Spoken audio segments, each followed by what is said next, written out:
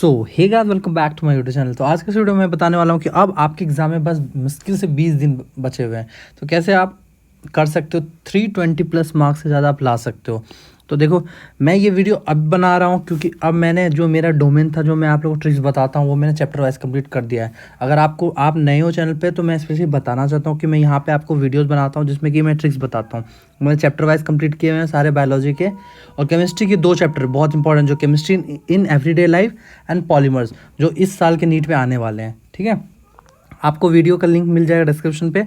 और इसके साथ ही अगर आप चाहते हो कि सारे मेरे पीडीएफ लेने के लिए, तो मेरे से कांटेक्ट कर सकते हो। आपको मेरा नंबर में नीचे मिल जाएगा, उसमें सारा बायोलॉजी का मिल जाएगा, केमिस्ट्री का भी मिल जाएगा, जितना मैंने बताया।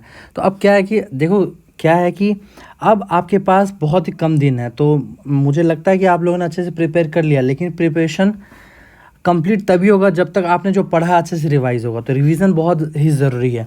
तो पहला पॉइंट जो कॉमन है, वो आपको, हमें सबको पता है कि एनसीईआरटी बायोलॉजी पहला पढ़ना है। तो आपको यहाँ पे पहला पॉइंट ये ध्यान में रखना है कि एनसीईआरटी से बाहर अभी नहीं जाना है। चाहे कोई भी चैप्टर हो, पहले एनसीईआरटी, फर्स्ट एनसीईआरटी, ठीक है, एनसीईआरटी ये सब बोलते हैं। अब बाहर में क्या पढ़ना है मैं बताता हूँ, और कब कब पढ़ना है। तो पहला तो काम आपका एनसीईआरटी बायोलॉजी कंप्लीट करना है, क्लास 11 क्लास 12 का सबको सारा कॉन्सेप्ट। देखो, 11-12 में बहुत सारे ऐसे टॉपिक्स हैं जिसमें कि याद करने के लिए बहुत सारी चीज़ें हैं।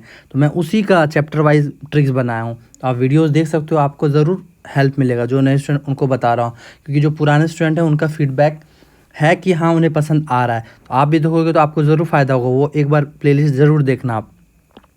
तो मैंने चैप्टर वाइज जो कंप्लीट किया एनसीईआरटी बायोलॉजी का। अब देखो, दूसरा जो इंपॉर्टेंट पॉइंट है, एनसीईआरटी में जितने भी डायग्राम्स हैं, पहले डायग्राम से बहुत सारे क्वेश्चन आते हैं, लेकिन अभी भी आ सकते हैं। ठीक है, ऐसा नहीं कि नहीं आता है। तो डायग्राम्स कंप्लीट होना चाहिए। ऑल इंपॉर्टेंट ईयर्स, ये सब मैंने करवाया आपको।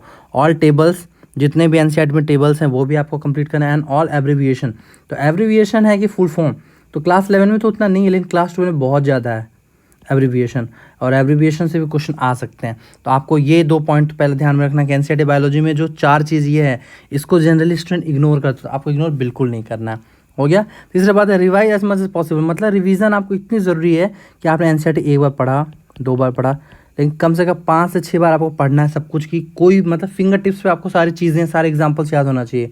अगर किसी ने पूछा कोई भी चैप्टर, जैसे मॉर्फोलॉजी में किसी ने कुछ पूछ लिया, तो आपको फिंगर टिप्स में होना चाहिए कि आपको तुरंत वो चीज़ याद करो। ठीक है ना, तो रिवीजन बहुत ज़रूरी है।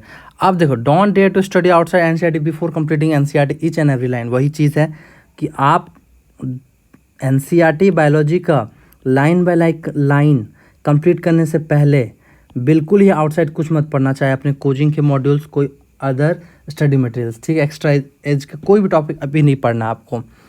अब कब पढ़ना है उसको, तो जब आपने मान लो एनसीईआरटी कंप्लीट कर लिया, एनसीईआरटी आपने पढ़ लिया, रिवीजन 5 से 6 बार कर लिया, अगर कोई भी क्वेश्चन पूछ रहा है आपसे एनसीईआरटी से, तो आप उसके आंसर देने में सक्षम हो। ठीक है, इतना कर लिया आपने। अब क्या है, अब अगर आपने जो पहले पढ़ा होगा कोचिंग में, क्योंकि अगर आप लोगों ने कोचिंग ज्वाइन किया होगा तो वहाँ ऑब्वियस सी बात है, एनसीईआरटी तो पढ़ाते हैं, साथ में एक्स्ट्रा भी पढ़ाते हैं कुछ कुछ चैप्टर के। तो after completion of NCERT you can study some topic outside the NCERT. जो एनसीईआरटी के आउटसाइड से के जो टॉपिक्स हैं उसको आप पढ़ सकते हो तब, इंपॉर्टेंट। लेकिन वही इंपॉर्टेंट टॉपिक मैं बताऊंगा। तो आप लोग बताना कि आप लोगों को ऐसा कुछ पता है कि कौन कौन से यूनिट को जनरली आप एनसीईआरटी से बाहर पढ़ सकते हो। तो आपको अगर जो कोचिंग में आपने पढ़ा होगा तो वो बताए होंगे कि कौन कौन सा चैप्टर। जैसे कि अगर मेरे से पूछोगे तो मैं आपको बताऊंगा कि जो बाहर से पढ़ सकते हो, जैसे कि जेनेटिक्स होता है, जनरली लोग बाहर के भी पढ़ते हैं एनसीईआरटी के साथ साथ। आपका ह्यूमन रिप्रोडक्शन हो गया, ये हो गया, इवोल्यूशन, इकोलॉजी हो गया, ये सब आप देख सकते हो। ठीक है, लेकिन जैसे कि एग्जाम्पल बेस्ड हुए, जैसे मॉर्फोलॉजी वगैरह हुआ, बहुत ही रेयर केस है कि आपका आएगा एनसीईआरटी से बाहर। तो आप मॉर्फोलॉजी वगैरह, तो मैं आपको सजेस्ट करूंगा कि आंख बंद करके एनसीईआरटी पढ़ना। ठीक है, वैसा ही अगर लक बहुत ख़राब हुआ तो आ सकता है बाहर से, जनरली नहीं आता है मॉर्फोलॉजी वगैरह से उतना बाहर में। तो मैं आप लोगों को बोलूँगा, जितने भी एग्जाम्पल बेस्ड वाले चैप्टर हैं वो सब आपको स्ट्रिक्टली एनसीईआरटी से पढ़ना है। लेकिन फिर भी अगर आपके पास टाइम है तो आप पढ़ सकते हो, ठीक, उसका कोई प्रॉब्लम नहीं है। लेकिन जैसे कि इंपॉर्टेंट टॉपिक जैसे रिप्रोडक्शन वगैरह हो गया, ये सब में है, बाहर से भी कभी क्वेश्चन आते हैं, इनका कॉन्सेप्ट क्लियर होना ज़रूरी है। जेनेटिक्स वगैरह का हो गया, ठीक है। तो ये सारी चीज़ें आपको ध्यान में रखना है। तो देखना, ये सब सारी चीज़ ध्यान में रखोगे और अच्छे से रिवाइज करोगे तो आपका 320 प्लस तो आ ही जाएगा मार्क्स। ठीक है। तो आई होप कि ये वीडियो पसंद आया होगा। अगर वीडियो पसंद आया तो प्लीज़ को लाइक करना, शेयर करना, सब्सक्राइब करना। Thank you.